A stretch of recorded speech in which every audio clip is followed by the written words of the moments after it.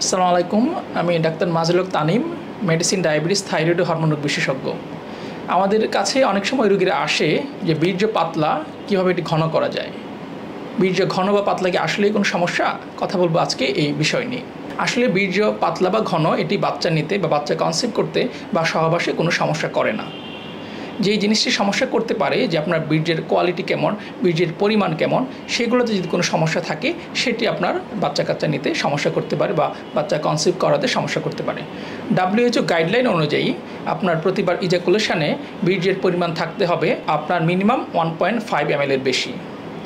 আর সেখানে স্পার্ম বা শুক্রাণুর সংখ্যা থাকতে হবে প্রতি ইজাকুলেটে 15 মিলিয়ন পার ml এর বেশি।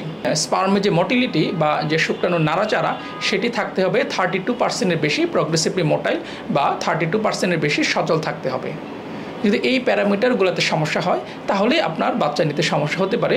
তবে বীর্য পাতলা বা ঘন এটা কিন্তু বাচ্চা নিতে কোনো সমস্যা করে না।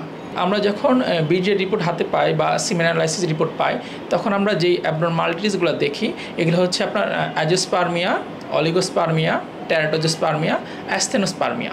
এই সমস্যাগুলো আমরা বেশি পাই। এখন অ্যাজিওস্পার্মিয়া হচ্ছে যেখানে আপনার বীর্যের রিপোর্টে শুক্রাণুর পরিমাণ একেবারেই না থাকে, অ্যাজে মানে নীল, একেবারেই নেই। আর অলিগোস্পার্মিয়া হচ্ছে এখানে আপনার শুক্রাণুর সংখ্যা বা পরিমাণ কম থাকবে। আমি বলেছি যে 15 মিলিয়নের বেশি হচ্ছে পার ml স্ট্যান্ডার্ড, এখানে আপনার 13 মিলিয়নের কম থাকবে। এছাড়া আমরা পাই হচ্ছে অ্যাসথেনোস্পার্মিয়া, যেখানে হচ্ছে আপনার শুক্রাণুর যে নাড়াচাড়াটা সেই আপনার নাড়াচাড়াটা কম থাকে। আরেকটি পাই হচ্ছে টেরাটোজোস্পার্মিয়া, যেখানে শুক্রাণুর স্ট্রাকচার বা মরফোলজিটা খারাপ থাকে। আপনাদের কারো যদি এরকম সমস্যা মনে হয় আপনারা একটি সিম্পল পরীক্ষার মাধ্যমে বুঝতে পারেন যে আপনাদের বীর্যে কোনো সমস্যা আছে কিনা। পরীক্ষাটির নাম হচ্ছে সিমেন অ্যানালাইসিস। এখন আসি কিভাবে আপনি এই সমস্যা থেকে উত্তরণ পাবেন, বা আপনার অনেক সময় আপনাদের প্রশ্ন থাকে যে আমরা ন্যাচারাল ওয়েতে আমরা কিভাবে আপনার বীর্যের শুক্রাণুর সংখ্যা বাড়াতে পারবো। এটির জন্য আপনাদের যেটি করতে হবে, আপনাদের হেলদি লাইফস্টাইল মেনটেন করতে হবে। কেউ যদি স্মোকিং করে থাকেন, স্মোকিং, অ্যালকোহল সেগুলো বাদ দিতে হবে। পর্যাপ্ত পরিমাণে ঘুমাতে হবে। আপনাদের ওজনটা আপনার একটা স্বাভাবিক আইডিয়াল বডি ওয়েটের মধ্যে রাখতে হবে।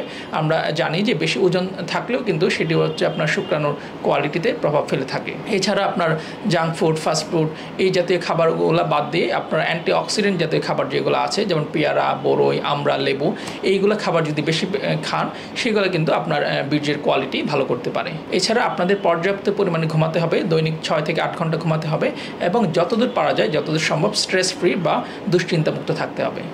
এই মেজারগুলো বা এই পদ্ধতিগুলো নিয়ে আপনি ঘরোয়াভাবে আপনার বীর্যের সংখ্যা বা কোয়ালিটি বা আপনার যে মরফোলজি সেটি ভালো রাখতে পারেন। আমরা অনেক সময় দেখতে পাই আপনার এই সমস্যাগুলাই অনেক সময় ফার্মেসি থেকে বা বিভিন্ন জায়গা থেকে ওষুধপত্র কিনে খেয়ে থাকেন, যেটি আপনার শরীরের উপর খারাপ প্রভাব ফেলতে পারে। যদি আপনার এইরকম কোনো সমস্যা হয় তাহলে আপনার বিশেষজ্ঞ চিকিৎসকের পরামর্শ নিতে পারেন বা আমাদের সাথে যোগাযোগ করতে পারেন।